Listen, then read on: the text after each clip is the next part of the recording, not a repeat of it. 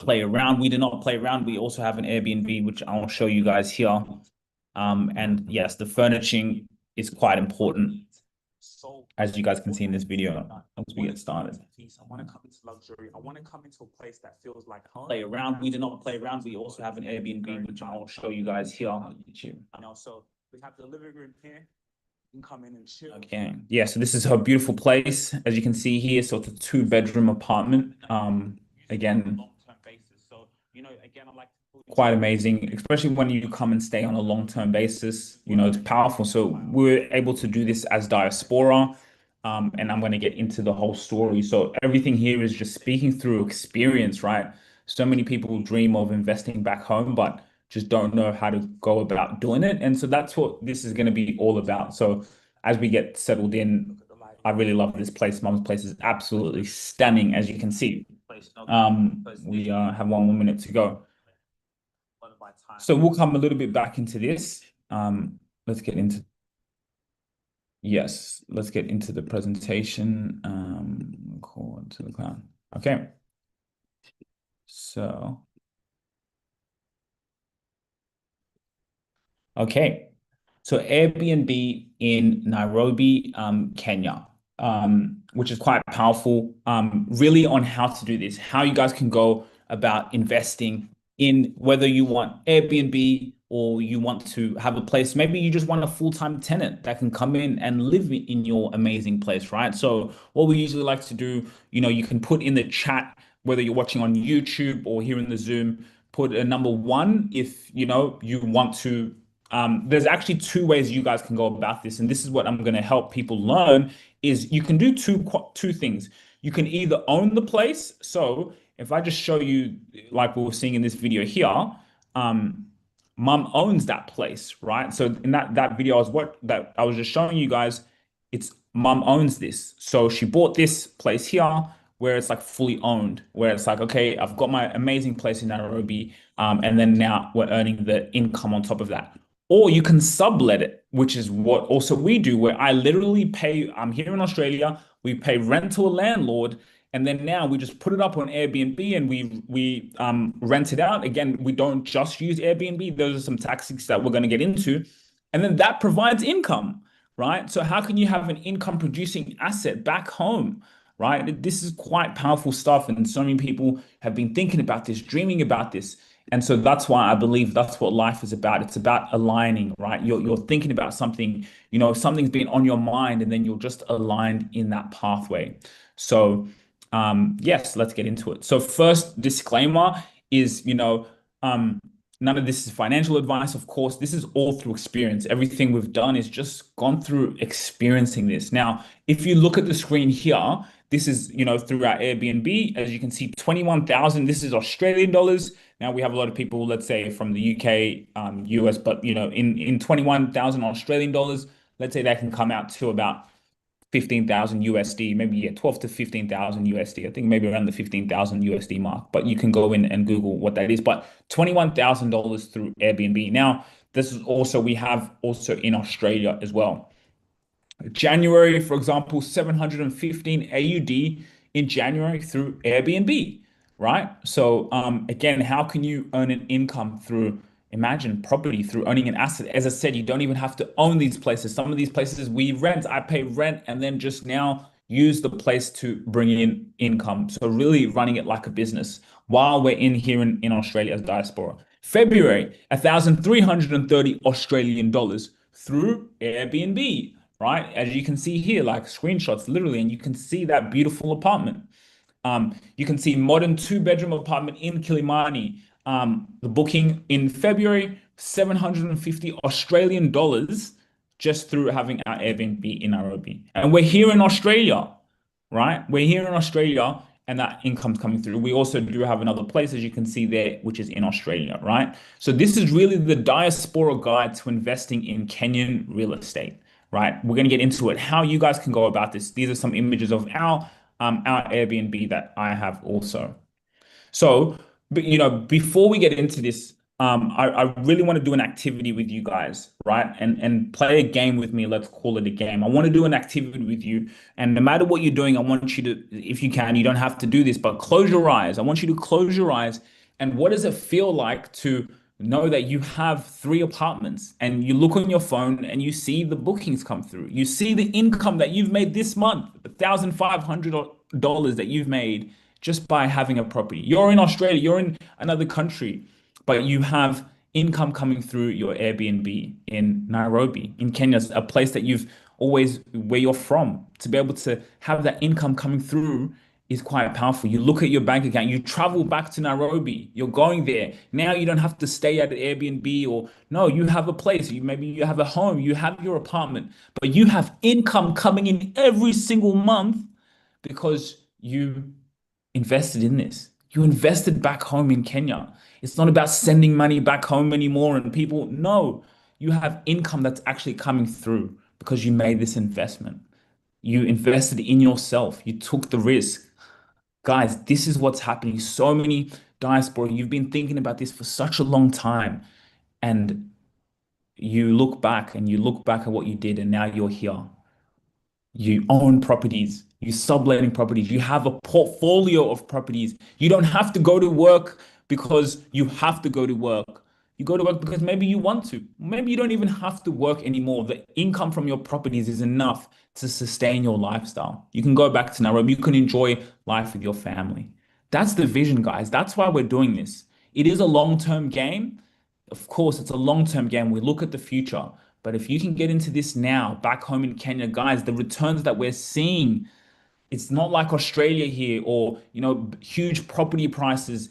No, the gaming, there's a lower barrier of entry there back in Kenya, but then you have capital appreciation, you have the cash flow.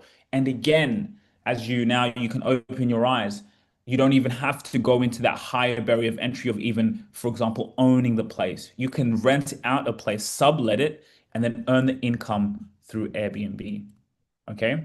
So I know that's a powerful vision. And like I said, you come in here because you've been thinking about this. You've been dreaming about this. And this is why you're here. So time is very valuable. And I want to make this worth of your time. How you can invest back home in Kenya. Okay. So for those of you guys who just missed the start, I'll just quickly again, just quickly show you again this beautiful place here, right? This is we're going to go into a little bit of the presentation, but this is in Kilimani.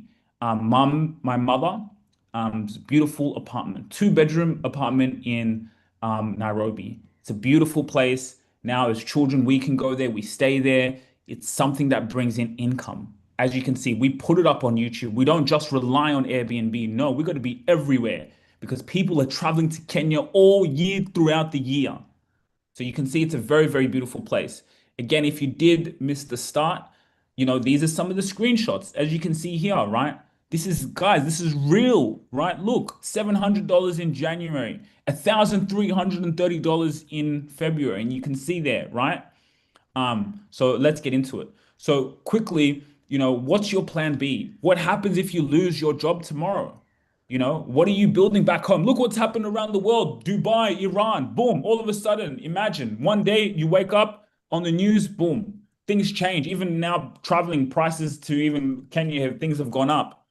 Look at COVID. Who predicted that? You couldn't predict that, right? So, that's why we do this, right? Because we're thinking about, okay, just in case the plan B. So what are you actually building back home? So this is my mum, guys. She's 60 years old, even though that she looks like she's 25. She purchased an off-plan unit in 2020 for $53,000. Like I said, guys, we're going to go into there's two people here, and I want you to put it into the chat.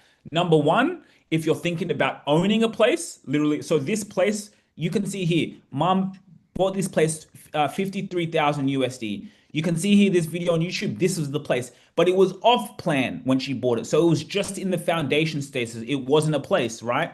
But they were building it. So this was her place that she purchased for 53,000 USD. And I'm going to get into exact specifics.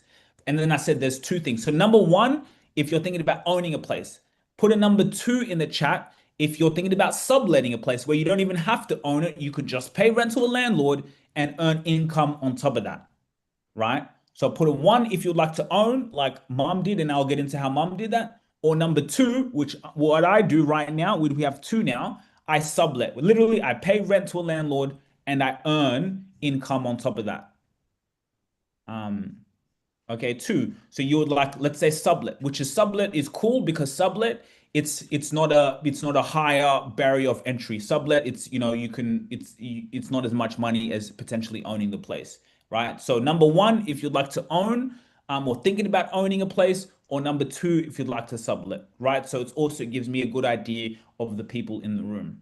Okay. So anyway, let's get back to mom's story. So she purchased that off-plan unit I just showed you in 2020 for $53,000. She didn't, of course, put that $53,000. What she did was she put a down deposit here in Australia. She was here in Australia. So again, like mom has been thinking about this for so many years. She's been thinking about this. Like this has been a dream of hers, man. She's obviously been able to work. She's got a good income, but it's like, who do I trust? Who the hell do I trust? So many people back home in Kenya. Oh, it's even family members. Family. Oh, there's an off plan. There's buildings, and you're just paying someone's bills, or you're just feeding someone. Imagine someone's just stealing your money anyhow. So, like, who am I supposed to trust? This is a decent lot of money, man. So that was her only problem. Who do I trust? But then obviously we had another auntie actually, for some of you guys in the WhatsApp group, I was actually just talking to her today. She owns three apartments in Nairobi, right? She was really smart. She was working for Emirates, so she was traveling back and forth from Dubai to Kenya. So, she had a good amount of cash flow, and she was like, "Man, I want to get into this." So we went through her, and there was that Chinese developer, which you guys can see this apartment here. And so she wired over 20,000 Australian dollars in USD. That's probably about 15,000 USD. So you got to put a 20% down. So she put down a 20,000 Australian dollars, wired it, right? Before this, again, she was thinking about this, thinking about this. Then NCBA, one of the banks in Kenya, came to Australia. They were talking about diaspora investing back home. So that sparked her to, I really want to do this. But then it was about doing it safely. But anyway, 53,000 USD off plan, put in a down deposit of 20,000 Australian dollars. She actually did a mortgage. Okay, so it's not as much money that you have to put up, but paid that $20,000. Boom, she secured her place. Then, as of 2023, so 3 years later, it had a capital growth. So we paid for a valuator. Someone came in and valuated because of the area, right? So as you guys can see, Kilimani, it's a growing area.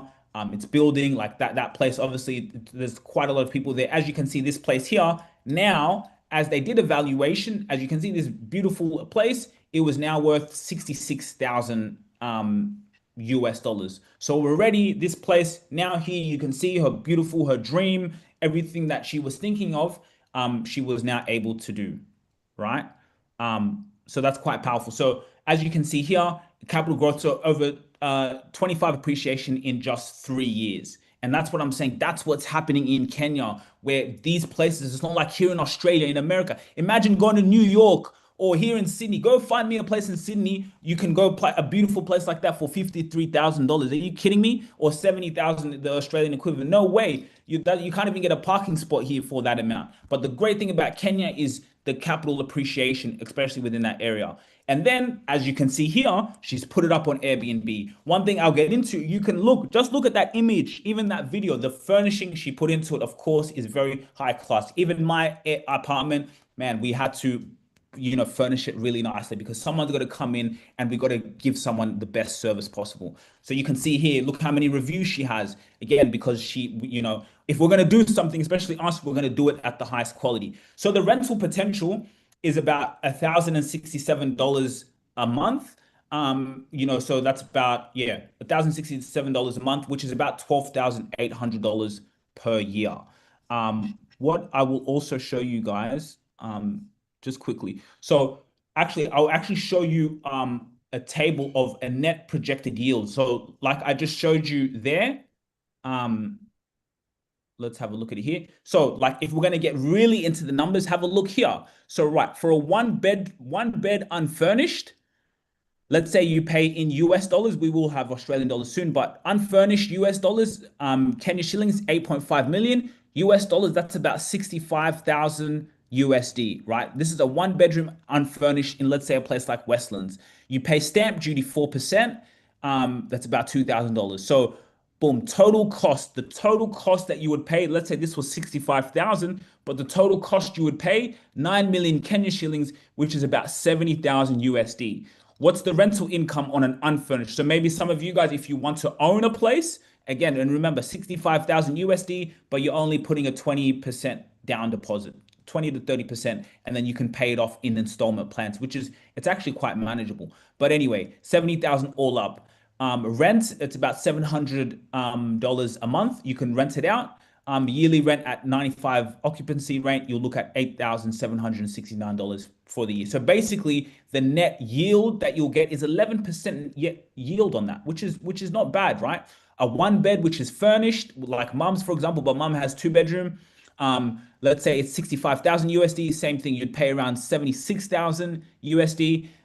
You see the yearly rent here. You guys can see $12,276, which is about $1,000 a month, right? So that's a 14% net yield, right? These are real numbers, and again, that's with also my mum's.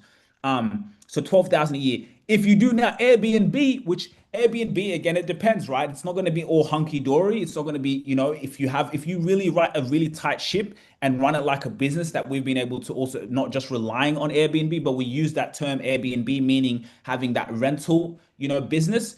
You're looking at a 16% return if you do it well, which is a yearly rent of $14,289. $14,289, which is a 16% net yield, right? So those are quite powerful numbers to show you. And like I said, look, if you see this screenshot here, what does this say? $21,000 through Airbnb, right? So we're not like this is quite powerful stuff. So yeah, that's just to show you a little bit of like, okay, what the rental potential is. And again, for those of you guys, I will show you about subletting as well. This is just an example through mom's experience with owning. So what do these numbers mean? A rental yield based on a 10 million valuation in 2023, 12,000, which would be the yearly income if she was to have a full-time tenant. She doesn't have that. She's doing Airbnb. Divided by that 53,000 is a 24% yield on cost. If you guys have any questions, please feel free to ask. Let me know, and we'll be able to get into everything that you guys want to know. So she did a mortgage. Again, that's quite a lot of money, a decent amount of money, of course. So she's like, you know what, I could do a mortgage because my salary allows me to do that. In Kenya, the mortgage rates, of course, are quite high. It's not like Australia, for 14% interest rate. But look, $1,000 a month. So now with Airbnb, the rental can cover the mortgage. Happy days. I'm not paying mortgage out of my pocket, right? Or she says what she does actually, because she said, look, Sujira, I really, really love my things. I love my apartment. I feel if I have someone who stays in there full time, they may wreck my things, and I spend quite a lot of money on it. I want to do Airbnb. So I don't mind paying off the mortgage with my wages, and then all the income that now comes through Airbnb, that just goes in her Kenyan bank account. So now every time she goes to Kenya, she's not saving money. Sujui, no, she's not saving money, nothing. It's just basically she has money that's already in her bank account through her rentals that people are booking and staying throughout the year, right? So there's limitless possibilities. A tenant covers the mortgage, the equity builds, and appreciation continues, right? So the goal is long-term cash flow. Guys, $12,000 a year of a rental income, if let's say there was a full-time tenant in there and she purchased it for, let's say, Australian dollars 70,000, US dollars 53,000, and that money is going to keep going. Some of you, as I said, I would advise not to do a mortgage. I prefer the money that I get, I prefer to pay off it cash up, pay the place cash, put in a down deposit, pay installments. So then that income that's coming through is just straight profit. So what stops a lot of people? Who can I trust? Like I said, mom wanted to do this. All this we've just shown you. I've just shown you all of those numbers. That's fantastic. But there's also some stories I've heard. Thank God I haven't gone through it, just because if we're going to do this, we're going to do it right. But sending money, it can be scary. People will scam you. Again, your family. Oh, They'll say, "Oh, home, I'm building this," da, da," and someone's even stealing money from you. Like who? It's really, really hard. That's why you really got to run it as a business. But it can be really hard. So that's what stops a lot of people. Maybe some of you people, you've just had that fear of like, man, like I really want to do this, but how? How do I go about this? That money I'm sending $20,000 that she had to wire from Australia. Like, come on, man, that's someone's life savings, right? So that's what stops a lot of people. And put in a number one or number two in the chat if you feel what I'm saying. So who am I? A little bit on like who I am. I was born in Kenya. So I was born in Kenya. There you can see mum still looks like the same. I moved to Australia when I was 3 years old. I was born in Kenya, but moved to Australia when I was three. I've been a football player. I went through YouTube and then built in a business here in Australia. And then my father and I, we started an African campaign for Africans to take our names. I removed my colonial name because I'm like, wait a minute, why is my first name a colonial name? That doesn't even make sense. Like I'm Kenyan, I'm African. So then I removed that and then took my Rwandese name because my dad's from Rwanda, mom's from Kenya, and which is Sujira. So we started that, which has kind of taken off a little bit on social media as well. So my journey in Kenya, how did I get here, right? I also kind of got here through love. I fell in love with my partner in Anyango. We engaged and then we started our Airbnb business together. Because guess what? Every time I'm going to Kenya and I'm in a long distance relationship, what am I doing? I am staying in Airbnbs. And I'm looking every time I'm going and staying 1,500, boom, 2 weeks. Da, da, da. I'm spending, a lot of money on Airbnbs. So when we used to go and stay in Airbnbs, I used to think, imagine if we did this ourselves. So every time we went to stay in Airbnb, not only would we even be getting content out of it, but we'd always look as a couple and be like, what do these guys do really well? What are they doing? We look at the quality. That there's some things that be missing in the place. I do got to say, I'm not even saying this because she's my mum, but like I'm like when me and my partner stayed at my mum's place here. And my mom literally, and that's why we also have one in Australia. We literally have an Airbnb here in Australia in our home where we pay rent and we put it up on Airbnb. But she's just really good. She's really good.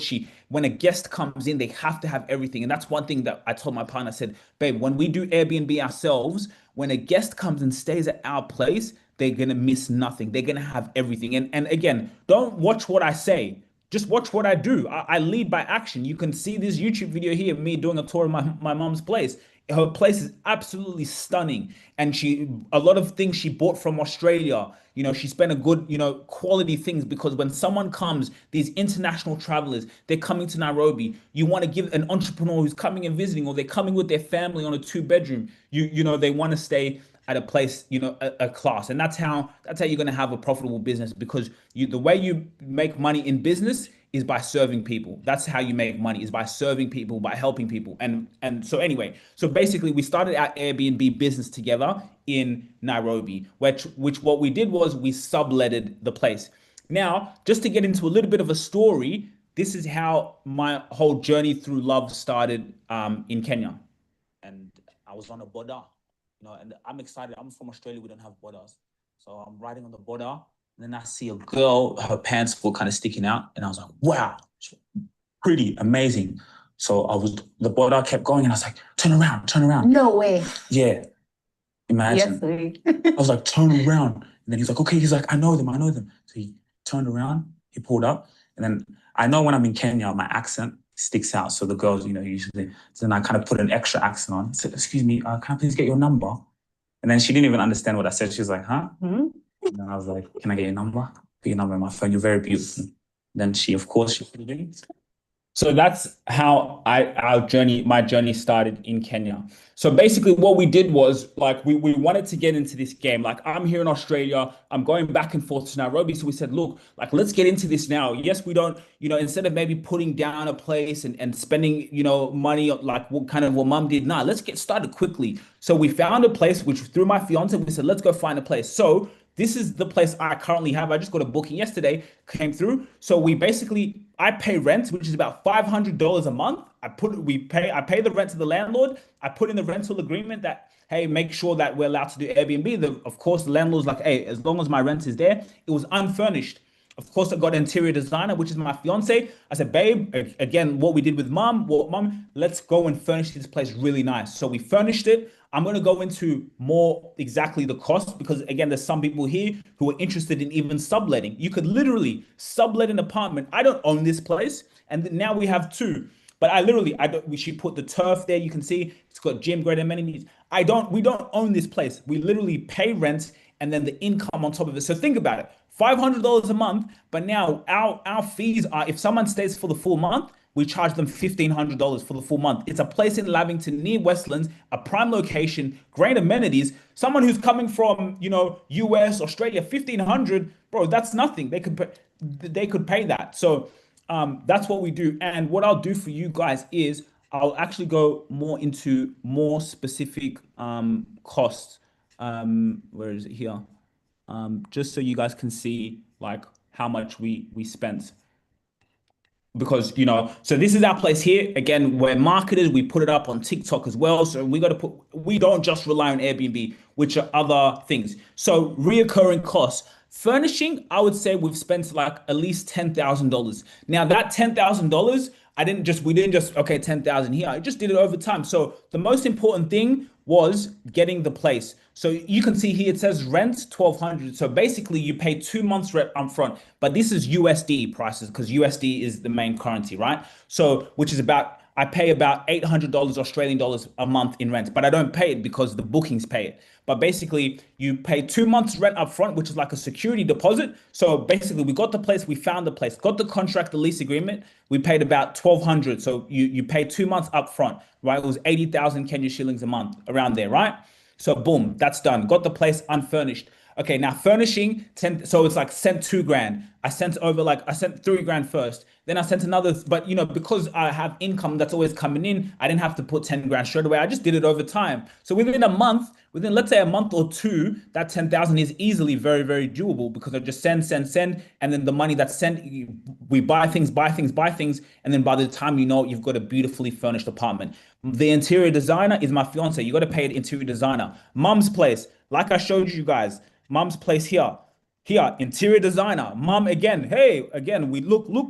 As I said, don't listen to what I say. Well, so we had to get it. You can see the paintings on the wall, everything. This is someone who's coming in. They want to study. They look again. You want to work. You have look at everything you can see in her place. So interior designer. That's everything we do. We got to come with elegance. So you got to plan things like that. So a budget for interior designer only about 500 USD. Pay Wi-Fi. We pay Wi-Fi $30 a month. And then again, like I said, this is a little bit more tactics. Not everyone does this. We're a bit different where we say, okay, we're not just gonna rely on Airbnb. No, I can't have this place vacant. I know it's an investment, but no, I need to make money from this. I'll tell you guys, the first 2 months, even like I have barely paid rent out of my freaking pocket. And I promise you guys, I barely paid rent out of my pocket. The bookings covered it. Of course, the first 2, 3 months, I didn't make money, like as much money over the rent. So it was basically just kind of covering the rent in a little bit. But those little bit of extra income comes in, it goes to the Wi-Fi, goes into small other things around the place. So we don't take that much cash back home. But literally it was covering the rent, which was over 800 Australian dollars a month, right?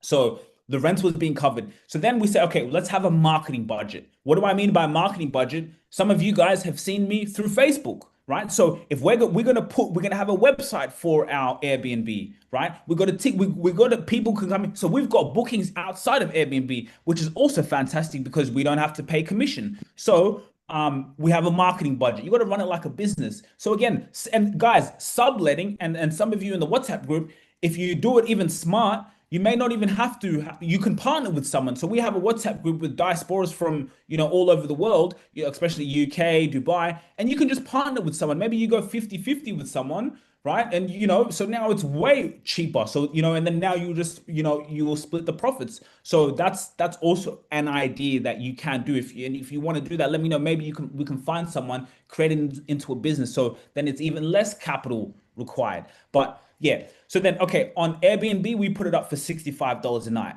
So again, and you could do the maths. Let's say if we do 65, and that's just through Airbnb because Airbnb is quite saturated. If we put it a bit higher, then someone's just of course going to go for a cheaper price, even though our place looks really, really nice. But let's say $65 a night times 14, which is 2 weeks. Let's say someone books, which we've had, someone books 2 weeks at 65 times 14. is $910. So the rent is paid. Boom, rent's paid, right? And then there's extra on top of that. Of course, Airbnb will take their little commission there. But then again, what we do is say, okay, let's not rely on Airbnb. So outside of Airbnb, we put it up higher because we want to.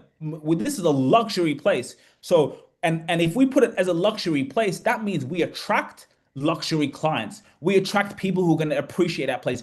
I'm attracting those people who are coming from Dubai because people go from Dubai to Nairobi all the time. People go from US to Nairobi all the time. People go from Australia. People are traveling to Kenya all the way throughout the year. So we want to get those type of travelers. Those ones maybe they're also coming for work for they're coming here for their company. So so off Airbnb we put $90 a night and it's a 3 night minimum.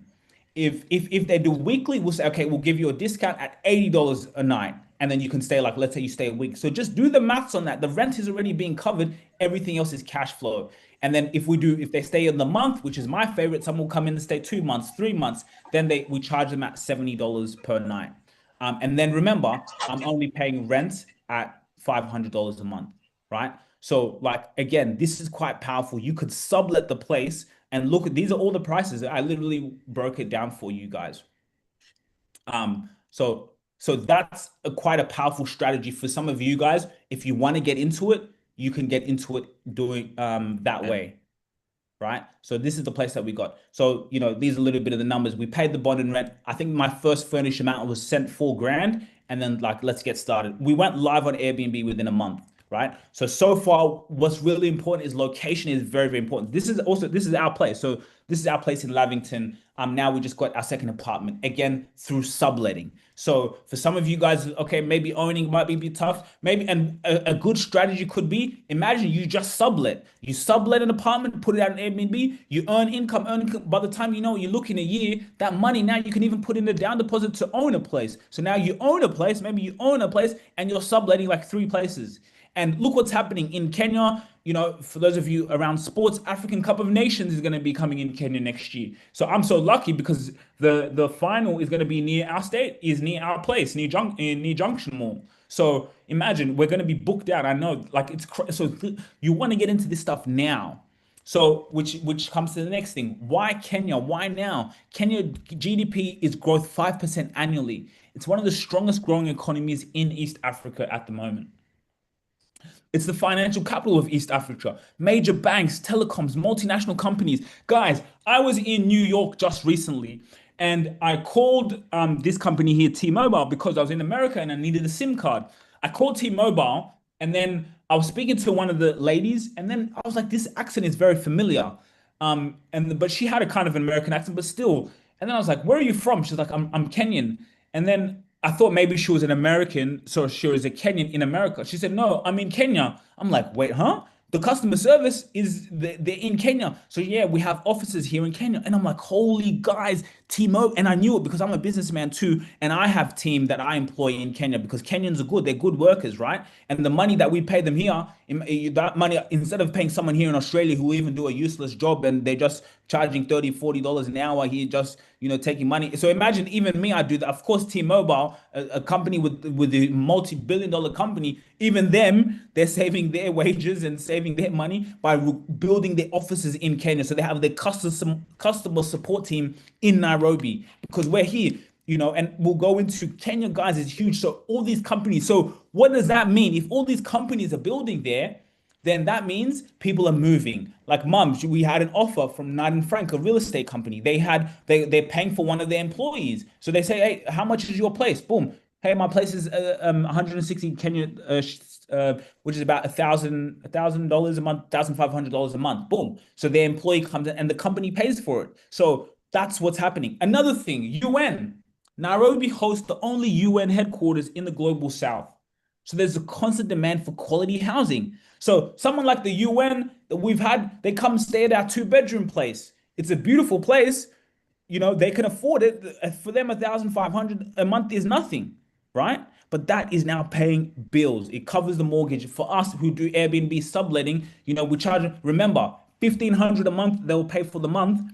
But we pay rent $500 a month. That's $1,000, and that's USD, baby. I'm talking about, we're in Australia, so USD is a bit more stronger. So USD, that's extra income coming in. right? So the infrastructure expansion, Nairobi Expressway, there's ongoing road expansions. The infrastructure drives the property demand.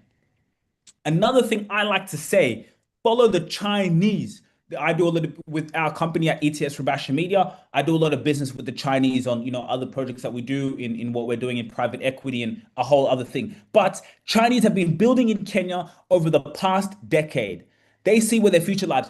I live here in Australia. You see all these buildings in Australia here, Sydney. It's not the Australians here who own them. It's the Chinese.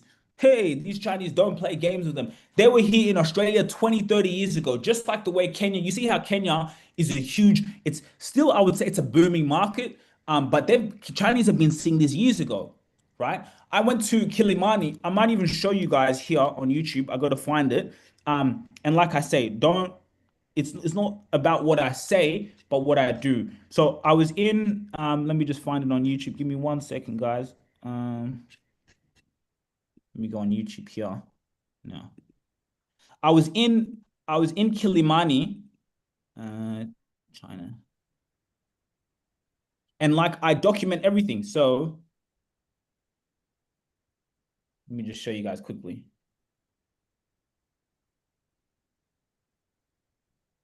Chinatown, Kilimani. So this is when actually it inspired me. This is when I knew something is happening in Kenya. Guys, this was me and my partner. We stayed at an Airbnb in Kindaruma Road. Um, and across the street there was a Chinatown. I'm like, oh my goodness. Because I know me, I lived in Australia. There's Chinatown here in Australia. There's Chinatown in New York. Everywhere in the world you go, there's Chinatown. I couldn't believe it when I was in Nairobi and I saw a Chinatown. My Airbnb is just there in the background. You can see all the apartments. The Chinese guys have been building. They just stay quiet. Look at this, guys. This is in Kilimani, right? So here we are. We went to go eat in Chinatown. And so the Chinese, it wasn't full. There wasn't that many people in there, but that's because they're building, because they know what's happening. They know within 10 years this place is going to be packed with people. That Chinese are very, very, very smart. So I say follow the Chinese. This was before I invested in my own Airbnb. This was before it. I had to take the video. I had to vlog this as a moment in history. One day, this is history in the making. I just couldn't believe it. I'm like, wow, there's a Chinatown here in Nairobi. We went in there. We went in. So I'm just showing you guys just to show you. Look, we're there in Chinatown in Nairobi, right? So that's what I like to say is follow the Chinese, right? What they're doing is quite powerful. So they're building, and you can see we got their developers there in China. So that's quite powerful. They've been building. So if they're doing it, then why can't we do it, right? So what are some of the rules in investing back home? Again, if you want to sublet, you don't even need all this, right? Again, there's two type of people in this webinar. Either you want to get into the Airbnb game and you don't want to put in that much capital, you can do the Airbnb arbitrage like we're doing, or if you own a place like mum's apartment that I just showed you guys, right? So Kenyan passport holder. Also, if you're a Kenyan citizen, you don't just have to have a Kenyan passport. You can be a Kenyan citizen and you get all these rights as well. You have any property type anywhere in Kenya, freehold land with full ownership rights, and agricultural land with no restrictions. What documents do you need? Again, that's mum's place there. Again, mum owns this place. So passport ID, KRA, PIN certificate. What is a KRA PIN? A Kenya Revenue Personal ID number. And anyone can get this. I'll go into if you don't have a Kenyan passport, because there's many people here who don't have a Kenyan passport or who are not Kenyan, for example. A tax identification number issued by the Kenya Revenue Authority. So you needed to buy a property in Kenya, pay for stamp duty, and register a title deed. What else? You can open up a bank account, you pay your rental income tax, and you register as a business. This is our beautiful place there. How do you get it? You just apply online through the KRA iTax portal. It requires a passport and the lawyer will assist. If you do not have a Kenyan passport, which a lot of people don't, or if you're not Kenyan at all, maybe you could be from Nigeria, you could be from Australia, you could be from anywhere. You can have apartment and houses with no restrictions at all. There is a leasehold land that you get for 99 years, which you get own it everything, and then every 99 years, whether you pass it down or you sell it later on, yeah, after the 99 years, you put it into the government and then they extend it, right? What you can own, agricultural land and government requires approval, and you cannot own freehold land outright. And it's not a must have, but a Kenyan bank account is cool to have, but you don't have to have a Kenyan bank account. So your team, you need a trusted contact on the ground. Like I said, that money mom sent $20,000 here. Me, look how much we spent on furnishing my place. Do you think I could have just sent that money if I didn't have someone like my fiance that I could trust on the ground? I sent over $10,000 just furnishing an apartment we're subletting. I had to pay the bond and da, da, da. But I could send I sent that money like it was nothing because I can trust. I'm not worried, right? So you want a good trusted team on the ground, and if you don't have that, of course, that's what also we do as well. You need a lawyer, right? Lawyer is very important. Like you see, Mum's place, that you can see there, we had to get a lawyer, and the lawyer help does the due diligence. The lawyer helps with everything. So also, if you guys have any questions, feel free to ask or raise your hands while you're doing it. So, what are the financing options? You could do a cash purchase, which is, again, this is for owning the place, right? If you Airbnb subletting, it's a bit of a different game. And feel free to ask questions on getting started into that. But cash purchase, it's a stronger negotiation pattern with developers and it's a faster closing process. I showed you Mum's beautiful place. She did a mortgage, which we'll go into, right? No bank approval delays, immediate ownership, lower long-term cost.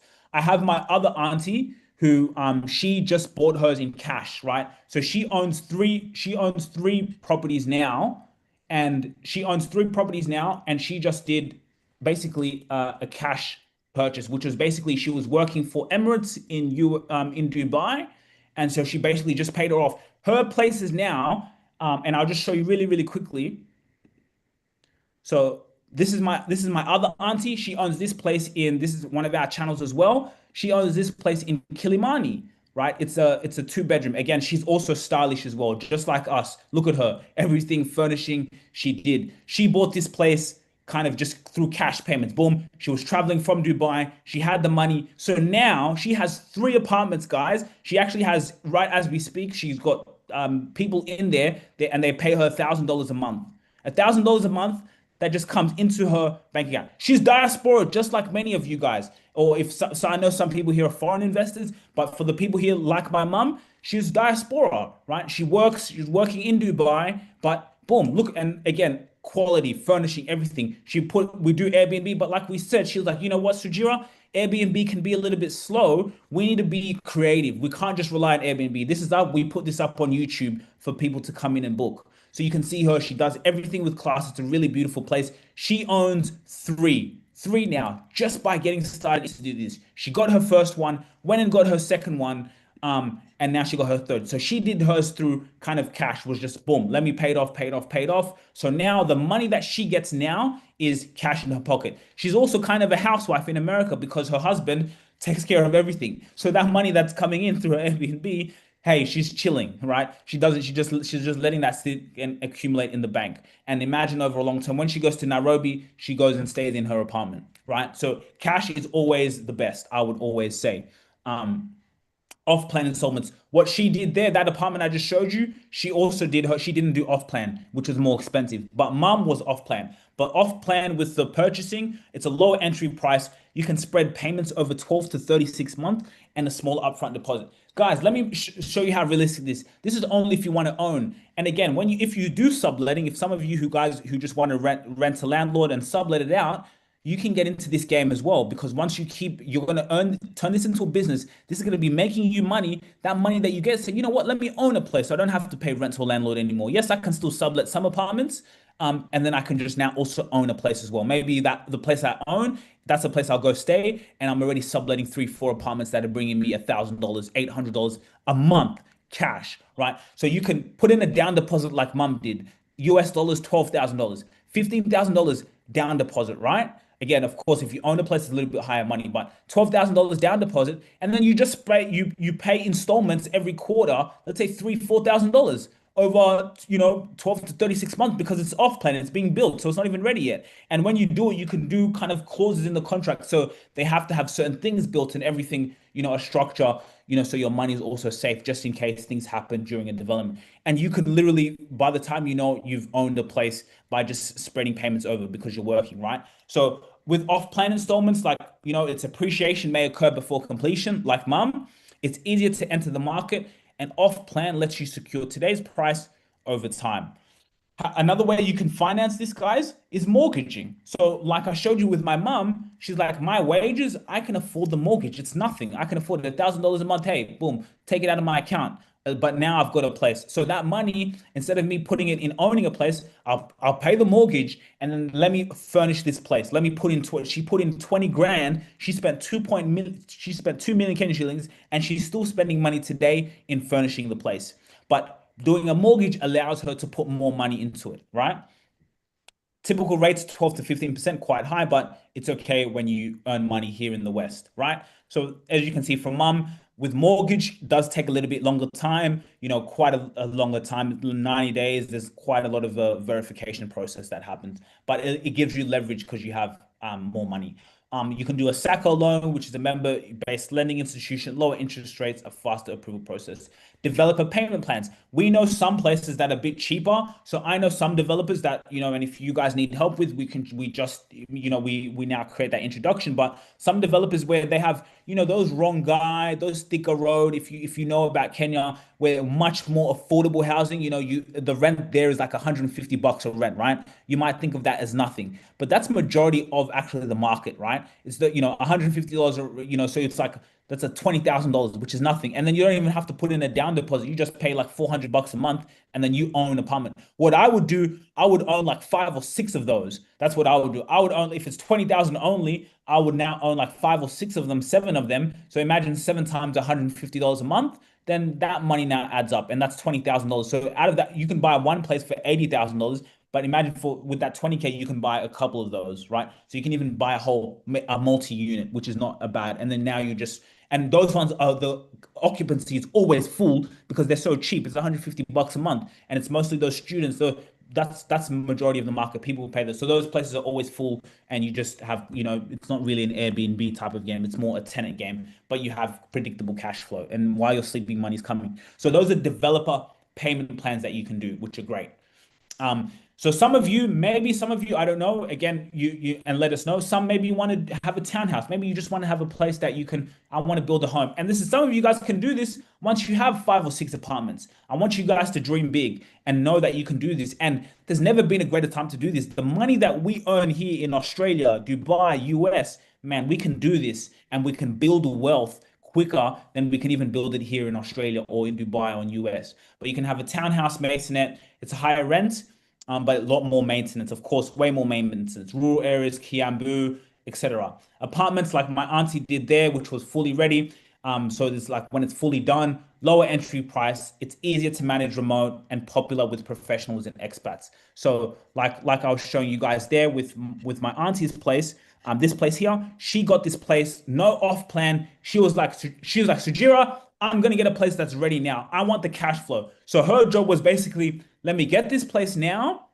I'll get this place now, and then let me furnish the crap out of it and make it really nice. Even her place, I guess it just runs in the family. It's class. I go to her place in America, and I was just there, and she furnished, it's just really beautiful. Maybe it's the flight attendant in her. My mom was also a flight attendant, so I don't know. Maybe it's something to do with flight attendants, but but basically, it was an apartment that was already done, and so she just bought it, and so now it's just okay, cash flow now. So of course, with an apartment like this, there's the appreciation is not as much as like mums when it's off plan, but this is more of a cash flow game. Where it's just like, all right, let me just get an apartment. So it's a lower, it's actually a higher entry price. It's easier to manage remote, and it's popular with professional and expats. What are the risks? These I wouldn't really call these risks. Again, this is mum's place. There's service charges, which is about like 50 to $100 a month.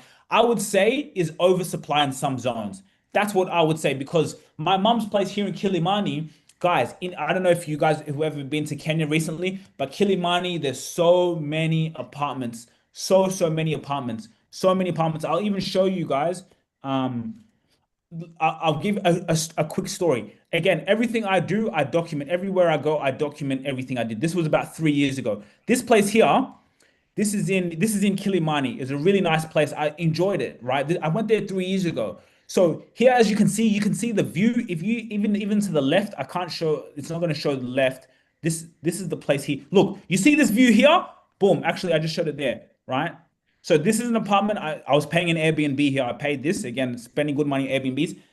You just saw it there. Again, I'm just going to show. Look at the view, right? Beautiful view, good view. Can you imagine? I went there like 2 years later or 3 years later, and there was a whole being apartment constructed blocking this whole view. I was disgusted. I was like, "Are you kidding me? I stayed here 3 years ago. I love this place. I recorded content out of it, and then I go back 3 years later. This is in Kilimani, and there was another apartment being constructed in front of the whole building. So the view, this view was gone. I was really appalled. So all these people here, you see this, all these apartments here. When I was there, all those people had moved out. Literally, I went there and all the people here had moved out. It was literally like empty.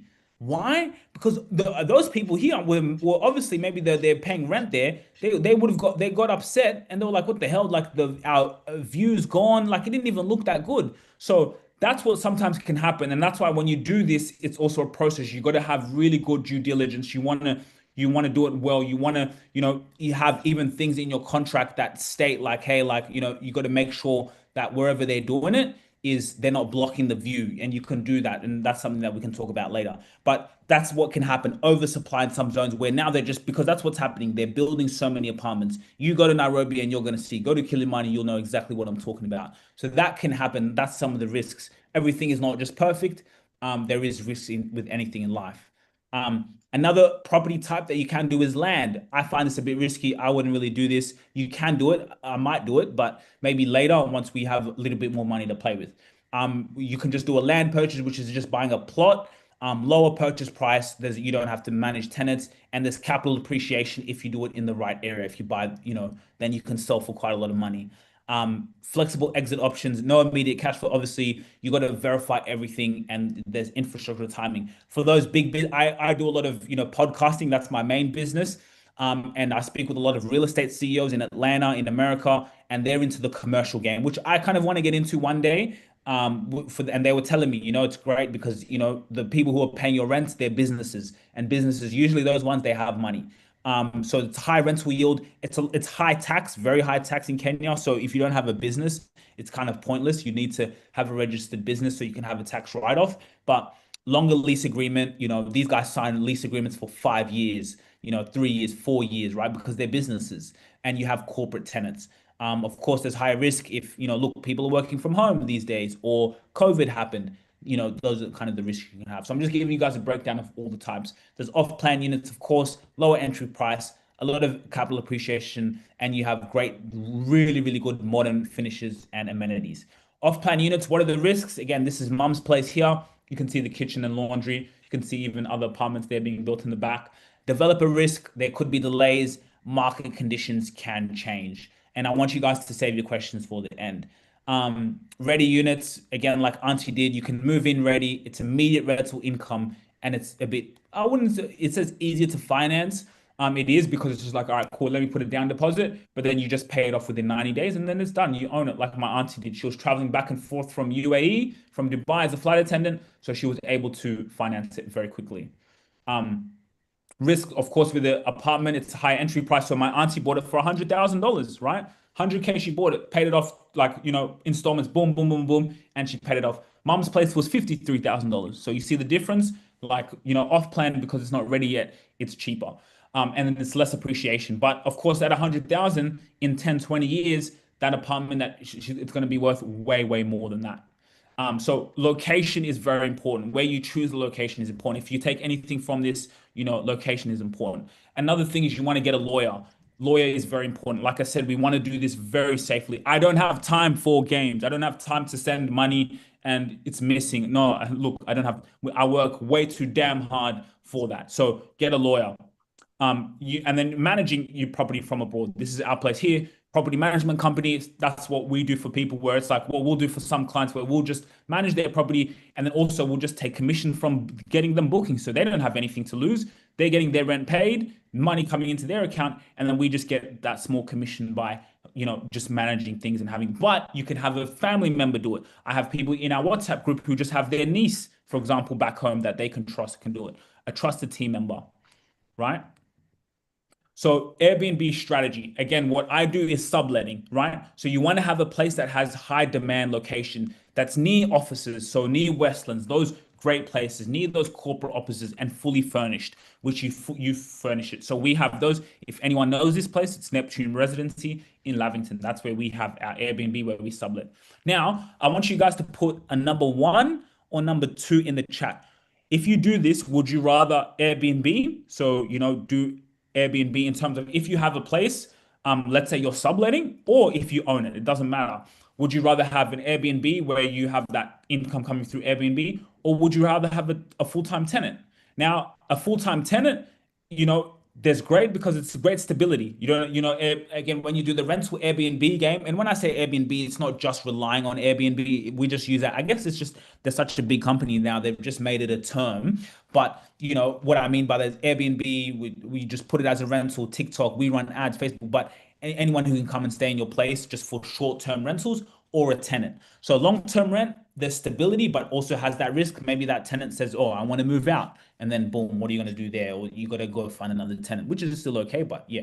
Or you have Airbnb, which is high upside. So Airbnb, like I said, and like I showed you guys in that table, with a tenant, you have just a fixed income that you'll earn. Let's say you have $12,000 a year that comes through a tenant, right? But Airbnb, you can earn 14 to $18,000 through Airbnb if it's in a really good location. If you run it like a business and you run it really smart, you can earn up to $20,000 just by doing Airbnb throughout the year, right? And that's some serious cash. So put in what you would rather do. Would you rather do number one for Airbnb or to have a full-time tenant? Um, but yeah, those are some of the options that you can do to bring in. What are the taxes? Now, I missed one here, was also for foreigners. So foreigners, it's 30% tax. Rental income tax, 10%, 15% capital gains. These are for Kenyans. If you're a foreigner, that's 30%. Now, the thing is in Kenya, no one really pays this tax. Like, I'm just gonna be honest with you. People don't really pay it. That's how kind of, for those of you guys who know Kenya, yeah, it kind of works like that. You don't, that 30% for the foreigners, you don't necessarily have to pay that. And I'm just being straight up with you. You can pay it if you want to, but I've never really seen someone excited to take money out of their pocket to pay that. But that's just how it's not like here in Australia or these countries. So a lot of people don't end up paying that tax. But yes, for foreigners, it is legally that 30%, and then a 10% rental. So what does life look like? That 12,000, let's say 12,800 rental income after mortgage. Imagine 12,000 coming in, and that's just, guys, that's just if she does I'll just share my screen again. That's just if she does a full-time tenant, right? Um, that's just if she does a full-time tenant, um, is $12,000, and it could be more than that. But that's what life looks like, right? An apartment that she can retire in, and multiple apartments in Nairobi. As I said, guys, what about that dream? Imagine you have a place like my auntie there, mom, and then you have four other apartments. Maybe you own one place and then you're subletting five places, or you own all of them and then you're just earning the Airbnb and full-time tenants, or maybe you sublet like five, six apartments, seven apartments, and they're all bringing you income. Boom. And you want to build it into a business, and you can have the help. That's what you can build it into a business where the subletting. So now you're in Australia, you're doing what you're doing, and then you just have income coming in through your Airbnbs, even if it's an extra $600 to $800 every month. Imagine if you have four of those. Do the maths. And that's what you're here for. You want to dream big. That's what's happening in Kenya.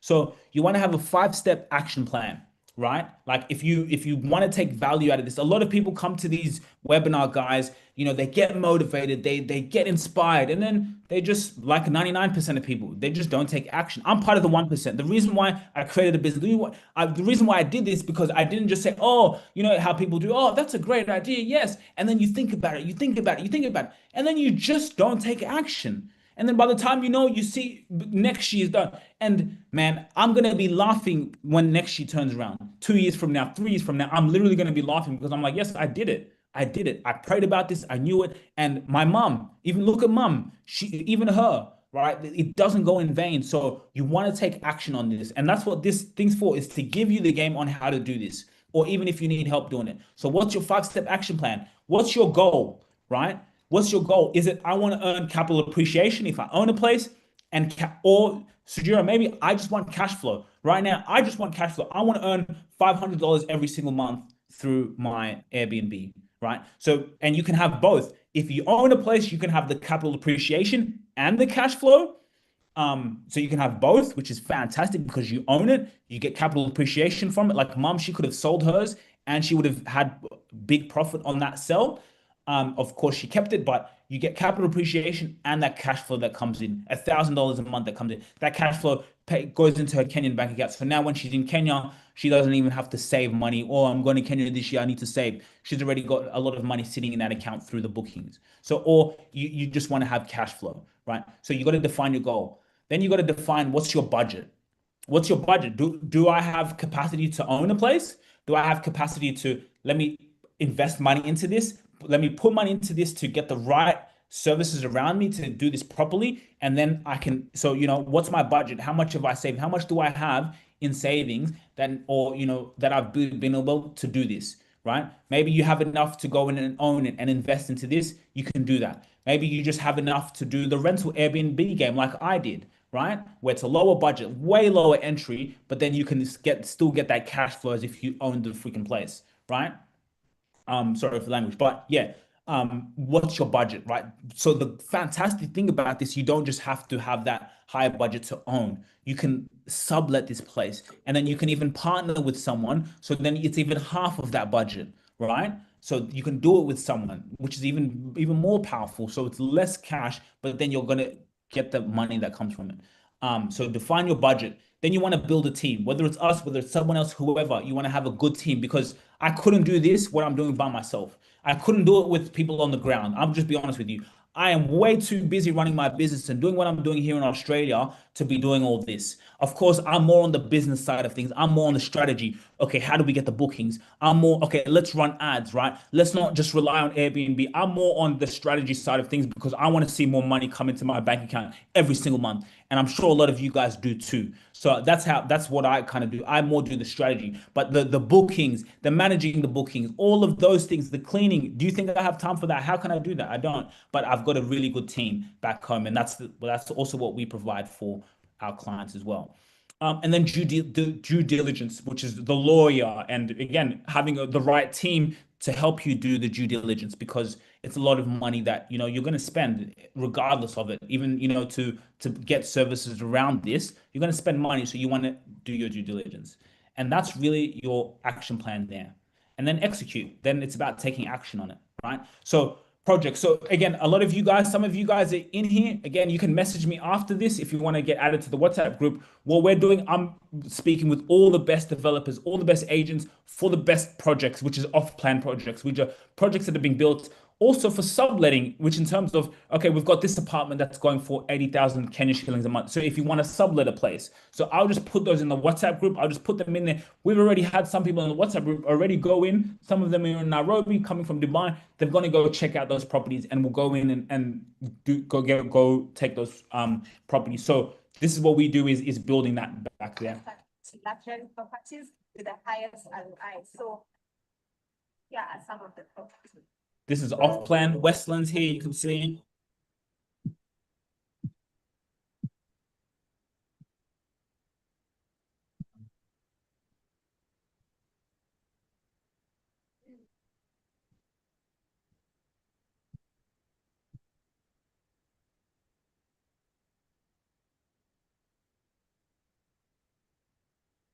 So that that's what we'll put. And again, you can just join the WhatsApp group. And when I put in a project and then you like it, hey, go for it. Like that's what we do. And then I'll just connect you to the realtor, the agent, the developer on that project free of charge. Like literally, that doesn't cost us anything. It's about how can we build, or if you want to partner with someone, maybe you really want to do this, and it's like, okay, maybe I can partner with someone, or how can I do around it? Then we have a group of nearly over 50 members from UAE, from America, from Australia, from US. So you can now partner with someone on this and do it if you want to, or you can just do it yourself, right? So what you guys can do is you can just book in a free coaching session. So if you scan this QR code and then you can ask questions. So I want you guys to ask questions right now. Like what questions do you guys have for me? I don't know how far you came into this, but what questions do you guys have around doing this? But what you can do is book in a free coaching session. So literally we'll now go through all of this. And okay, what are your goals? What are you trying to do? All right, how do we get there? Right? How are we going to get there to what you're trying to achieve?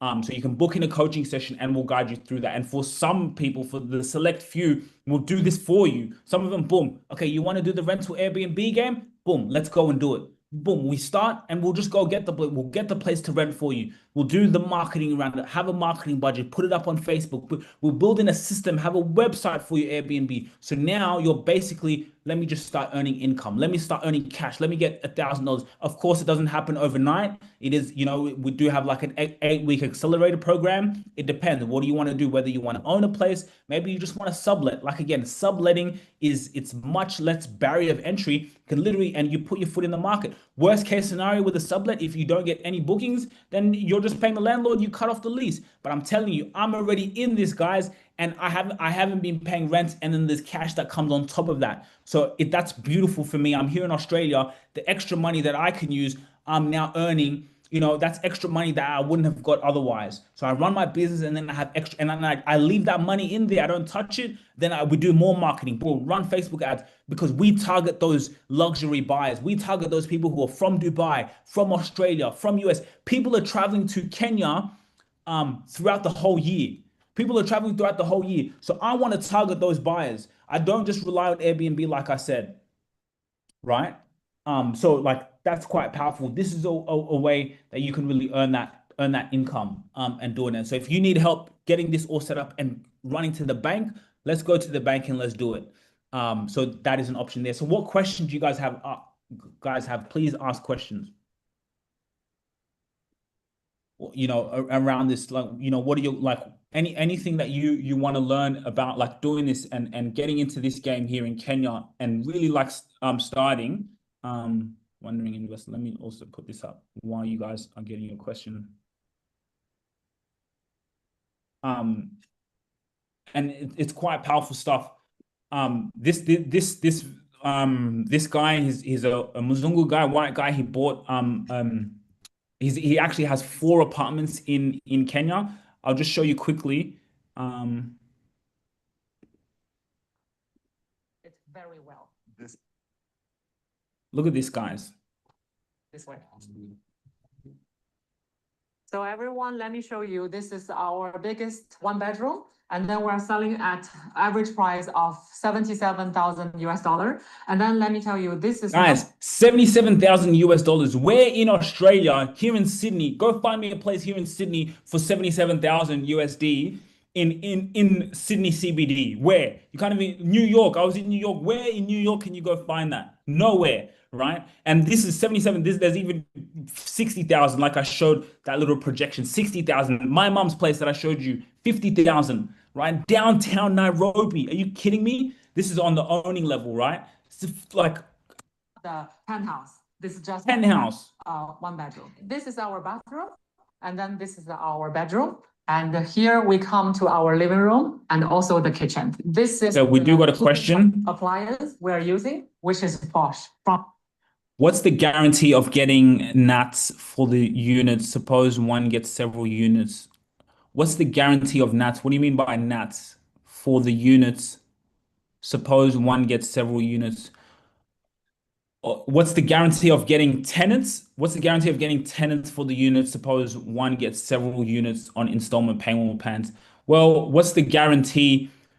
The good thing is it depends. What do you want to do? Do you want to do Airbnb, or if you want to get a full-time tenant? To get a full-time tenant, then when you like even the property management company, like for example, these guys, yeah, okay. So what's the guarantee of getting tenants for the unit? Suppose someone gets several units on installment payment plans. Well, it's a pretty good guarantee, meaning it's usually a 90% occupancy rate because people are always now moving to Nairobi. So, and also the property management company helps you with that. So it's pretty high. I would say there's about a 90% occupancy rate in terms of getting just a full-time tenant. Again, some people might just want a full-time tenant to come in And then you have that. And Airbnb, like I said, doing the rental game, which maybe you might not want to do that because there's more components into that, right? There's a little bit of the Airbnb, there's the marketing. Maybe it's like, look, Sujiro, I don't have time for that. I just want someone to pay money out. I just want to see my account and I want the money in my bank account every month. That's where you can do a tenant. What's the process of working with you to run an Airbnb? Do you offer interior design services? Yes, we do. And interior design services, so we have an interior designer, again, my fiance, and her only charge is like 500 US dollars. And that's you can, pay. So that's very easy. And in terms of the process of working with us for running an Airbnb, it depends. If it's like, all right, cool. Do you want to own the place or do you want to just do the subletting like what I'm doing? If you want to do a subletting like I'm doing, yes, we don't charge pay me every month. No, we don't do that. We do like a subletting. Fantastic. There we go. That's our game. So we'll do, okay, within 7 to 8 weeks, we'll not only start the subletting, but we'll start now working on the system on getting you clients. What does that mean? We find the place, a good place that you and we both agree on, that you love, that we feel this is a place that's going to get you rental income. This is a place, it could be in our apartment, it could be another one. So that's the most important thing. The location is important. You want to get a place that's going to get booked out, right? So location is very important. Once you get that, exactly, interior design, we've got to furnish it. We've got to make it nice. And that's something that you can, in terms of, because furnishing can, be a bit pricey. There you go. You even have a place. So if you already have a place, then it's about, okay, we'll look at, okay, what do you need help with that place? What's the biggest bottleneck? Is it the furnishing? Okay, let's do the furnishing. Is it getting bookings? Okay, let's go focus on getting bookings. And then there's many strategies that we could do. We can build up a landing page. We build up a small website for it. So we don't just rely on Airbnb. I'm not gonna just rely. I'm not gonna say rely on Airbnb. No, let's go and have our own so people can come in and book it directly. So he says something here that I want to show you guys. There's a lot of money in Africa to reflect this. So it's really about be right in the only freaking. Listen to what he says. Just put I'm not budget. So have a look at this, guys. This is really good. So this guy, he bought this place in Westlands. It's still off plan at the moment, right? 175,000 US dollars, which is nothing where it is, right? Penthouses be a furnished market. What do you recommend in terms of the budget? Around 19 to 20,000. So my mom, same thing. My mom spent 2 million Kenya shillings on furnishing her beautiful place in Kilimani. Hey, don't listen to me. And this is we work with this guy. He comes into our webinars. Look what they've said. For furnishing, is $20,000 is what they want you to, is what the pretty. For my Airbnb, of course, I didn't have to put 20,000 because it's a 1 bedroom, so it's a smaller unit. That's only two bedroom is around 20 grand. For 1 bedroom, it's cheaper. And again, that furnishing, you don't have to pay it all up front. So look, furnishing 19,000. Listen. Look, it's a penthouse. I'm not going to put IKEA, right? No IKEA here. You just put just really nice furniture. You kit it out. In my mind, the target market is African. It's a wealthy African businessman that either lives here full time or that comes on a regular basis. So even just to answer your question, Ojango, you said, what's the guarantee of getting tenants? You see what he's saying? We even find out, you see who he says he's his avatar, that person, whether you do Airbnb or a full-time tenant, those Nigerians who are coming, they're traveling, they're doing business back and forth, back and forth to Nairobi. Look. To Nairobi, it's not necessarily going to be some expat family. It's going to be a Nigerian who comes to Nairobi for a week per month or a few months per year, or some Sudanese business person that lives here. They want to impress. They want to be right in the center of everything. They want to be close to all the nightclubs. So it's really about showing off. And the furniture will have to reflect this. That ultimately is my target market. There's a lot of money in Africa. There's a lot of money. And if you have the right product, you can tap into that. You see what he said? You see what he said? So he already knows my avatar. So that's what we do. So we say, okay, Cool. We're going to build a place for that. So we got a question from Kim. What security and assurance does someone who is not Kenyan have when they're investing in this property? Like I said, lawyer, lawyer, lawyer. Lawyer is very important. We do not pay nothing until we go to the lawyer that does the due diligence. So this guy, he's not Kenyan. You see this Muzungu guy, this white guy, he's not Kenyan. He has 4 properties. We work. So this guy, he comes to our webinars. We do webinars every single week. He didn't come. I didn't get him today because I just wanted to do it with you guys. But he can come in and you guys can join in him. So we always say the lawyer is very important. So you get the lawyer. The lawyer, we do all the paperwork with the lawyer first. So before, like my mom, that 20 grand that she sent AUD before she, the lawyer, we had to go through the lawyer. The lawyer does all the due diligence. This is an off-plan investment here. So off-plan, there's risks that come with that. So the lawyer, of course, you do due diligence. We go find the place, or even if you do it, but the lawyer, that's basically your security and assurance. A good, and of course we can refer a lawyer, or you can find, that's very easy. But the lawyer is very good because the lawyer secures everything and makes sure everything is good. And then even when you pay the developer, you don't even pay the developer direct. Like these guys, we pay the developers lawyers, right? So is a lawyer to answer that question. Would you connect a land parcel owner to the Chinese developers to put it up in apartment block tile? And what does it take, or requirements? That's a very good question. Would you connect a land parcel owner to the Chinese developer?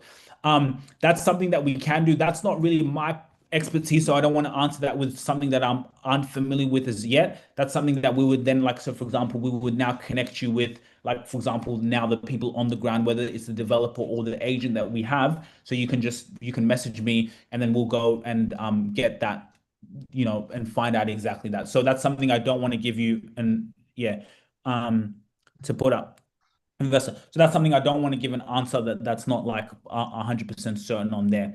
But that's a great question. So yeah, like this is powerful. Whether again you're not from Kenya directly, or you want to do it, or if you want to get into the Airbnb game or invest in these guys. I want to show you one video, and maybe some of you guys have seen this. But I put it in our WhatsApp group. I'm just gonna play it because it's quite powerful stuff. Bear with me, guys. And feel free to ask more questions. Where's our Invest in Kenya group?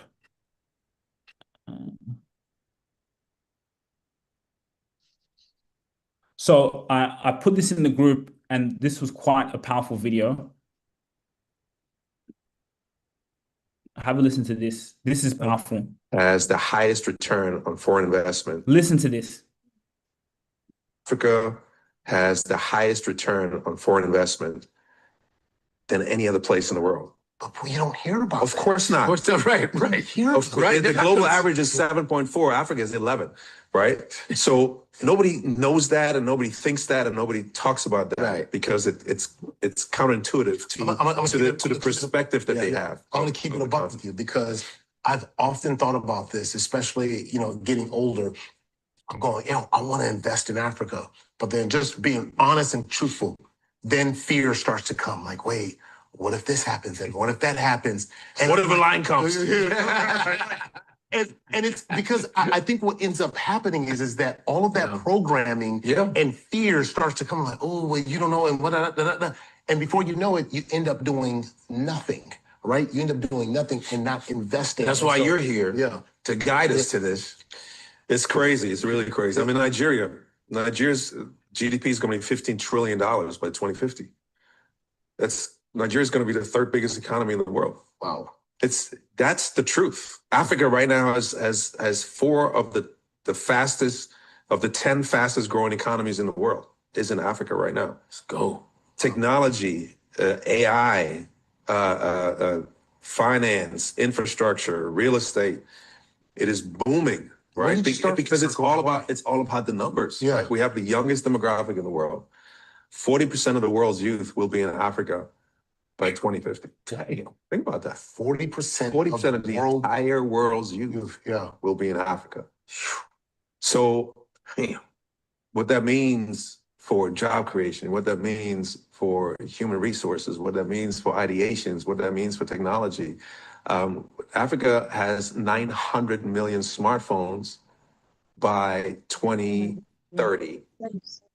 that's twice as many as America and Europe combined. And with fintech and everything else, everybody's doing everything on their smartphones in Africa. They've done that for years. Look at M-Pesa. How long we've had M-Pesa for so long in Kenya. Even here in Australia, Pay ID, Apple Pay, they're just getting onto this now. We've had M-Pesa for ages. Before we even started all that. Before we did the pay by with the Apple Pay and whatever, They were doing that. Kenya, In Kenya, that's everybody. They were doing that. Yep. Yeah, I saw a whole video on that. Yeah. Damn. right? So again, the work that we're doing is, and it's funny, people say, "Oh, it's so good of you to give back." I'm not giving back. This is economic development. This is a business. We're not just giving. No, even I saw this years ago. We're doing Airbnb. We're not. Oh, I'm giving back. This is a business that you could do while you're here in Australia. Listen to what they're saying. investing. This is understanding that Africa is not an emerging market anymore. It's a booming market in endless sectors. And Right? this is probably why you see a lot of the people from China starting to come into. Not starting to come in. They've been in Africa for they've the last 20 years. What did I say earlier? Wow. Yeah. Investing, especially in, So we're just now finding out. Yeah. Yeah. for decades they've been Yeah. very busy in Africa. Yeah. So yeah, it's important that we realize. When did you start full circle? So guys, like this is happening now, and like there's never been a greater time to do this now. Like we're in 2026. There's so much information out there, right? And a lot of you guys have been to Kenya. You know what back home is like.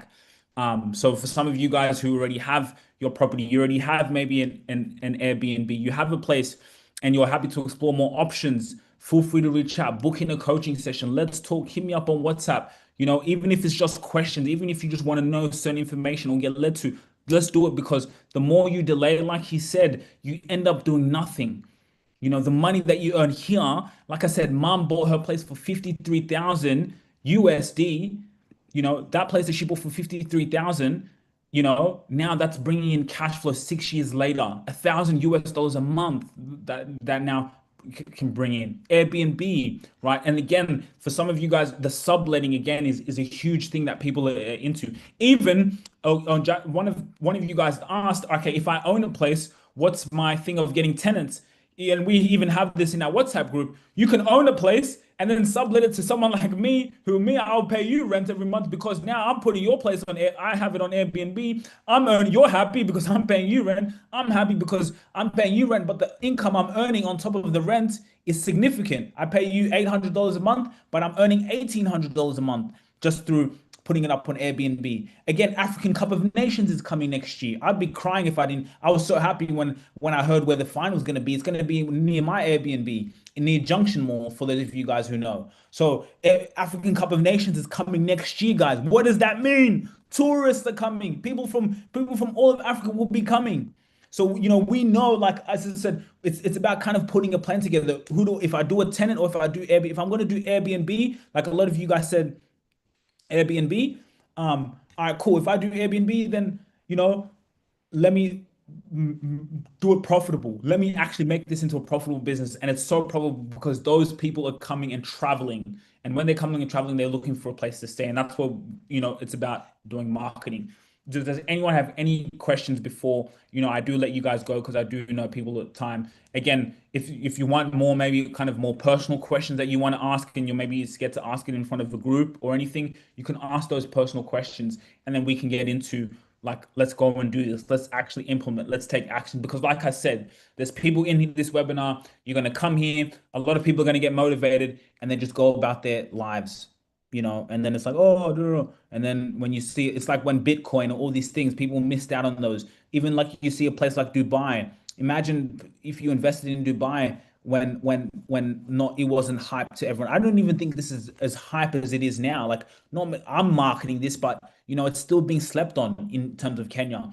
But I know in a few years, in maybe 5, 6, 7 years, everyone's going to be jumping on this bandwagon. By that time, you could have 4 to 5 to 6 apartments that's bringing you income already. You're already in the game. You've even retired. Maybe it's even your full-time business now, where you just literally own multiple units. Some of them you do Airbnb, some of them you lease out. I was even thinking the other day, I spoke to one developer. I was like, oh shit, Mombasa. I can they were showing me the numbers of the rental yields in Mombasa, 12 to 18%. I'm gonna go take a trip there just to go look. We'll go get an Airbnb there because I always go to Mombasa and I stay in Airbnbs. So I'm like, that's another. I was like, oh, I could also do that because the returns are 12 to 18% on Airbnbs in Mombasa.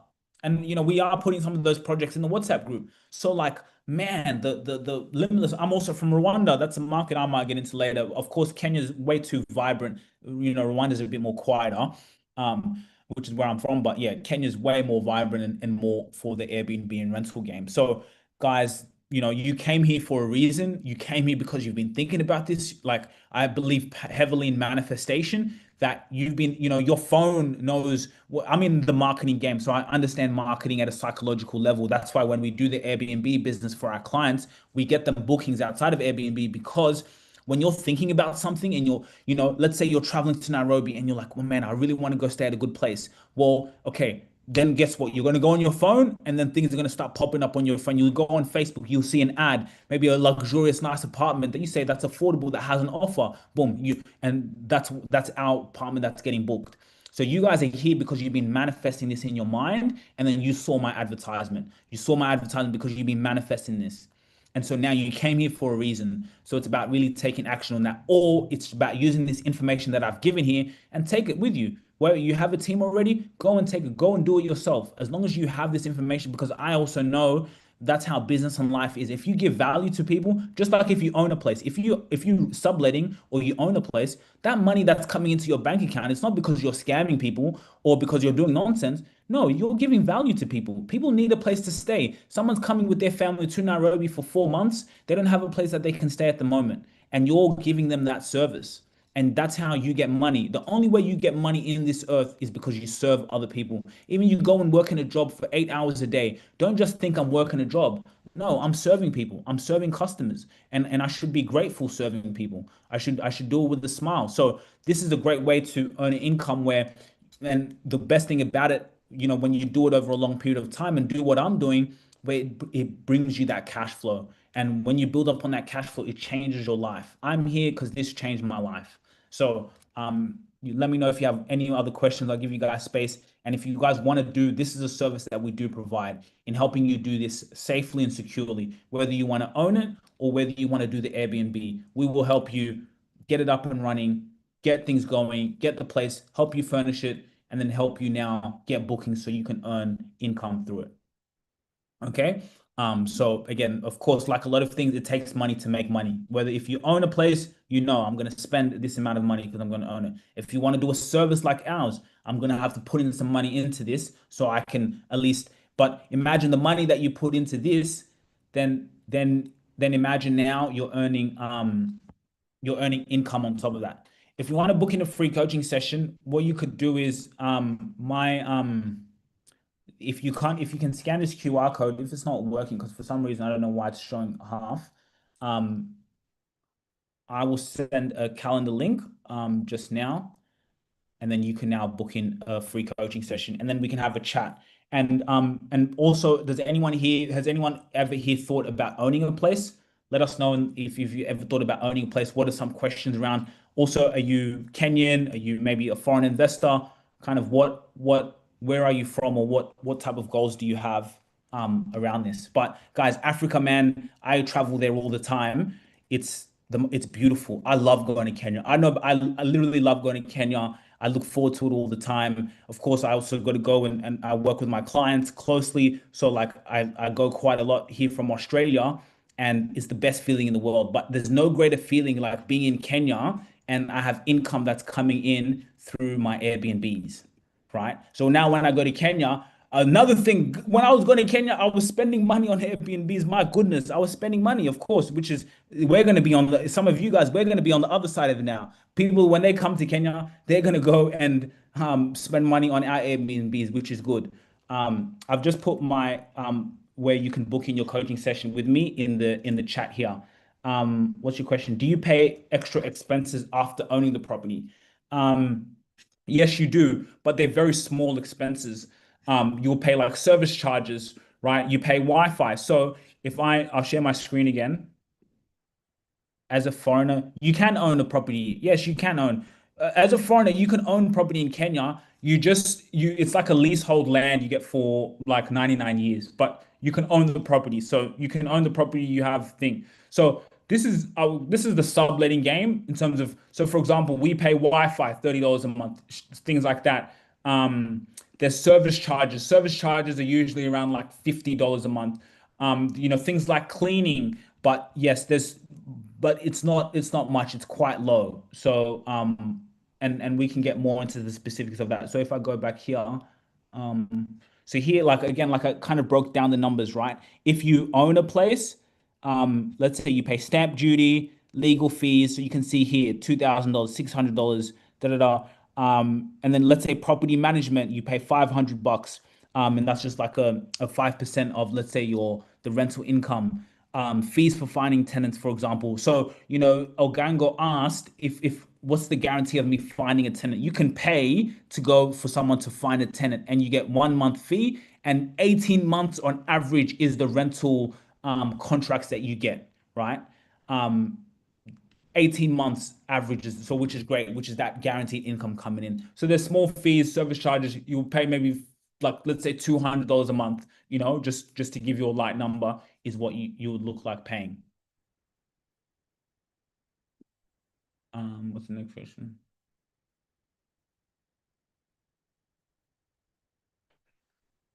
It is a good question. So the 99 years is not ownership. I can't. So with the 99 years is okay. Of course, if you do it under your wife, and if you do it under your wife's name, of course that ownership in terms of passing it down. The 99 years, you just do apply. You got to do apply for the government, and then like the government's got to approve it. So that's only the rules around it. So technically, can you own it? That's a good question. We do talk to the real estate agent. So you can own it, but in terms of passing it down after that 99 years is then you got to go through the government to extend that. That's really kind of the process, and we can get more into that. You can do it through your wife's name, which is also fantastic, where that 99 years kind of doesn't exist. So, but look, as a foreigner, you can own it. But of course, that it's just that leasehold land for 99 years, which you just do apply for the government, and then that's it. And feel free to ask any more questions around that as well. So yeah, in terms of key questions, extra expenses after owning the property, they're not quite high. So the good thing about owning the property is, man, once you own it, like I showed you guys my auntie, once you own it, majority of that is just, income. What she does is, so for example, she owns her place. She has people in there now from Ethiopia, for example, who are staying at her place. She has a cleaner that goes in every week because she also, even though they're tenants, she still wants to, make sure things are okay. She has the cleaner go in and just, suss things out every single week, checking the place out and things like that. So you pay clean, but those are really, really low overhead. So once you own the place, then, your profit margins can be quite high in terms of, the expenses. So like you can see here, if you see this table here, right? So total expenses, $1,038. So you pay overall, you pay about, if it's valued at $65,000, let's say overall after stamp duty and all the fees, you pay about $70,000. Out of all these other expenses here, you're looking at $1,038 in expenses, total expenses, net income. So you're looking at 11% yield on that, and the net income there. So this is the net project, and then that's unfurnished. Furnished, of course, there's a little bit more, 1,400 in expenses that you would maybe put, and a 14% yield. And like I said, Airbnb, guys, you're looking at a 16% net yield at a 50% occupancy rate. Because I just did the maths with you guys earlier. So Airbnb, let's say Ogango has multiple properties. He's doing tenants. Maybe he wants to do Airbnb in one property, right? 65,000, you pay for it.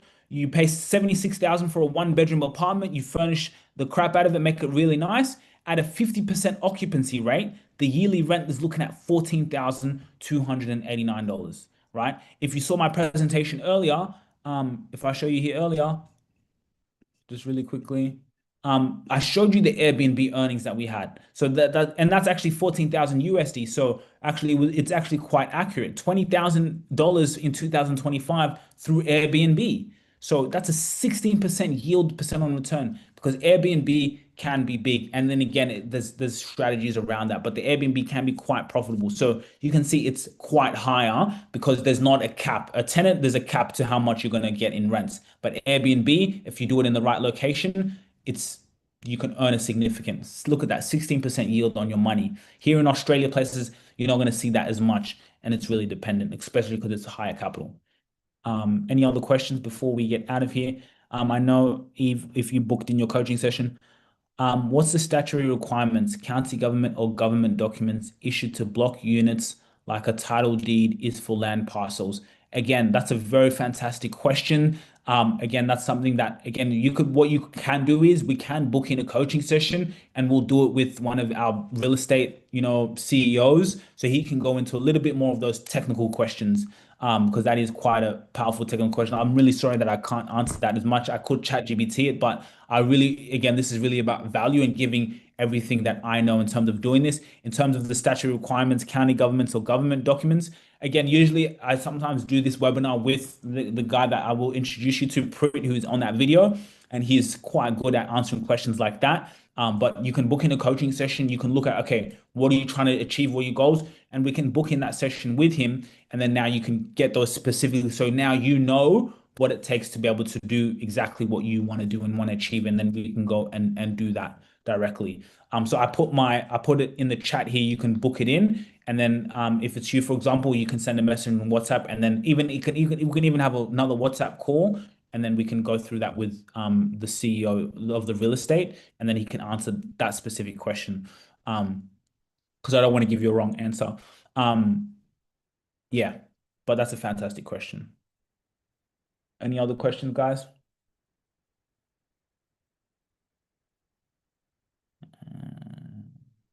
But I like that issue to block units. And what are you trying to achieve by? What are you trying to achieve by? So he's asked a great question. I can see from your calendar you've got Monday and Tuesday. Are you able to do Wednesday? What location are you in? I could do Wednesday. What time? It just depends on the time. What time Wednesday and what time location are you in? And if Eve, did you book your meeting? You can put a thumbs up in the comments. I might look at that after. What time on Wednesday?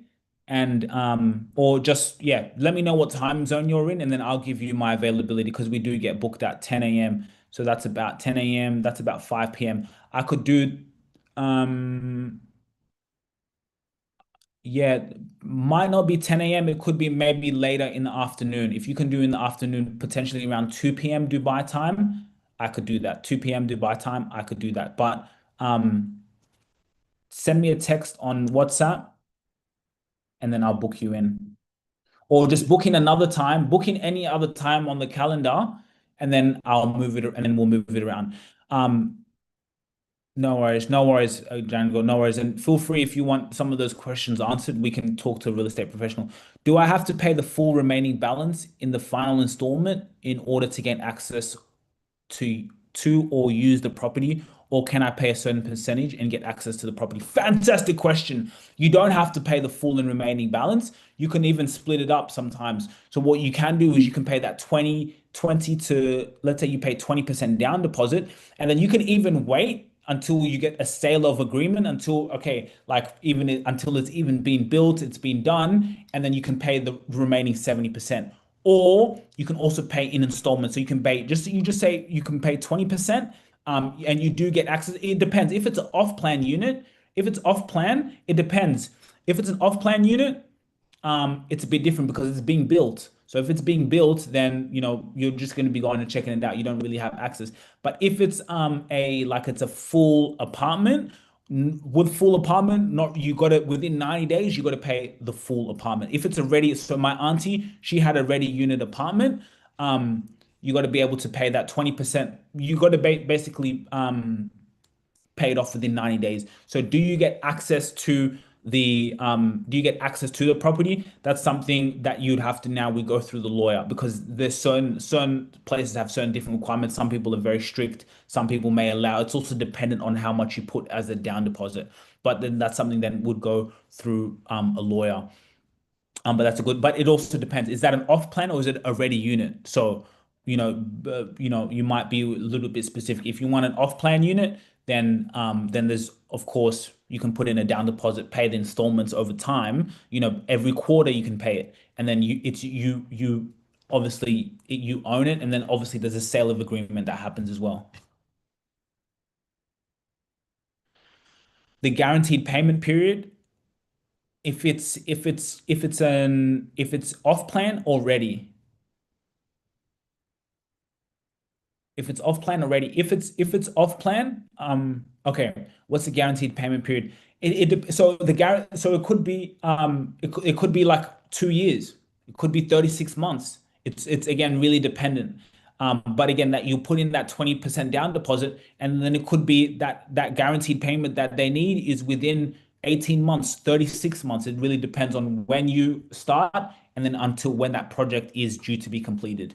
But like some people they put 20% down, and then they'll put the rest, or maybe they'll just pay the remaining 70% after the sale of agreement. So when everything is actually being completed, they have everything absolutely ready and done, then you can put a 70% down deposit. So the lawyer is very critical in that. And then now you work with the lawyer on different things. So say, okay, look, what's the guaranteed payment that I can have? So that's why the lawyer is quite important, and the lawyers would be better to be able to guide you on that. What's the best bang for your buck? What's the income that you have now that you can put in? But again, like I can tell you, like mum, for example, put 20,000 down, and then, but actually she's different. She did a mortgage. So that's not, you wouldn't compare that specifically. But yeah, the guaranteed payment, it depends. It could be from 12 all the way to 36 months, really dependent on when the project is being completed. And I thank you for letting me know it was an informative session. It is. This is powerful stuff. No worries at all. This is powerful stuff. It really is. This changed my life. Um, cool. Okay, cool. Yeah, this is powerful stuff, guys. I want to thank you so much for coming in. Again, it's game-changing stuff, and you can get into this, whether you want to sublet or own a place. It is eye-opening. It really is. And again, there's case studies. Again, I'm not just talking here. Again, I'm talking from the experience of subletting. I don't even own the place myself. I'm not going to say, oh, I own. I'm not saying what I haven't done. Everything I don't watch what I say. Just watch what I do. If I don't have kids yet, but when I tell my kids, it's not about what I tell them. What are my actions doing? So again, I have 2 Airbnbs. Mom, we went through the process with mom, seeing it around. So just seeing the cash flow that coming in, looking at what's happening, I'm like, man, and not many people know this. And so many Africans want to do this. So many of us want to do this, but we just don't know how to go about it. But this money that I would spend here in Australia to do this, I couldn't. And mostly in Australia, it's negative gearing. It's more of a 30, 40, 50-year game. It's more of a long-term game. But imagine if you would have invested in Australia 20 years ago, 30 years ago, when the property prices were low. That's how Kenya is right now. Those apartments that you guys are seeing for $60,000 in 10 years, the Airbnb, the cash flow that can come from it is huge. And you can even do an off plan now, like my mom. You could get an off plan now. You put in that down deposit. You did it by the time you've done, but then by the time it's completed and it's ready, you can even sell it. So you can even earn a quick 13, 20 grand, however it's appreciated in value is dependent. And you can even get a quick cash and sell it and then get another one and get another one. So that's why people are investing into Africa now, because they can see this. So we're still right now in the beginning phase. I would say beginning phases. So if you booked in your coaching session, you're a visionary. If you join the WhatsApp group, you're a visionary, because this is how you're going to get started now. So guys, I can talk forever. I don't want to keep you guys all here because you guys have all come in and spent your time with me. Thank you so much. Message me on WhatsApp if you haven't already, and we'll connect more, even if you have any other questions you want to ask.